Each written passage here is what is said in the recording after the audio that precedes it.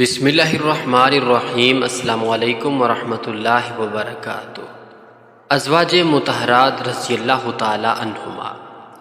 ناظرین گرامی، حضور نبی کریم صلی اللہ علیہ وآلہ وسلم کا پہلا نکاح حضرت خدیجہ رضی اللہ تعالی عنہا سے ہوا، جو کہ آپ صلی اللہ علیہ وآلہ وسلم سے نکاح کے وقت ان کی حیثیت ایک بیوہ عورت کی تھی۔ اس وقت حضور صلی اللہ علیہ وآلہ وسلم کی عمر مبارک 25 سال تھی۔ دوسرا نکاح حضرت سودہ رضی اللہ تعالیٰ عنہ سے ہوا، وہ بھی بیوہ تھی۔ اس وقت آپ صلی اللہ علیہ وآلہ وسلم کی عمر مبارک 50 سال تھی۔ تیسرا نکاح حضرت عائشہ صدیقہ رضی اللہ تعالیٰ عنہ سے ہوا، جو کہ کنواری تھیں، اور اس وقت آپ صلی اللہ علیہ وآلہ وسلم کی عمر مبارک 53 سال تھی۔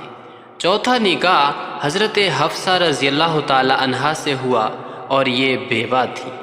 اس وقت آپ صلی اللہ علیہ وآلہ وسلم کی عمر مبارک 56 سال تھی۔ پانچواں نکاح حضرت زینب رضی اللہ تعالی عنہا بنت خزیمہ سے ہوا، اور یہ بھی بیوہ تھی۔ اس وقت آپ صلی اللہ علیہ وآلہ وسلم کی عمر مبارک 56 سال تھی۔ چھٹا نکاح حضرت ام سلمہ رضی اللہ تعالی عنہا سے ہوا، یہ بھی بیوہ تھیں، اور اس وقت بھی آپ صلی اللہ علیہ وآلہ وسلم کی عمر 56 سال ہی تھی۔ ساتواں نکاح حضرت زینب رضی اللہ تعالی عنہا بنت جہش سے ہوا، جو کہ مطلقہ تھیں، یعنی طلاق یافتہ تھیں۔ اس وقت آپ صلی اللہ علیہ وآلہ وسلم کی عمر مبارک 58 سال تھی۔ اسی طرح آٹھواں نکاح حضرت جویریہ رضی اللہ تعالی عنہا سے ہوا، یہ قید سے آزاد ہوئی تھی۔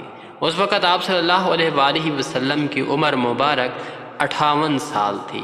نواں نکاح حضرت صفیہ رضی اللہ تعالی عنہا سے ہوا، یہ بھی قید سے آزاد ہوئی تھی۔ اس وقت آپ صلی اللہ علیہ وآلہ وسلم کی عمر مبارک 60 سال تھی۔ دسواں نکاح حضرت ام حبیبہ رضی اللہ تعالی عنہا سے ہوا، یہ بیوہ تھی۔ اس وقت آپ صلی اللہ علیہ وآلہ وسلم کی عمر مبارک 60 سال تھی۔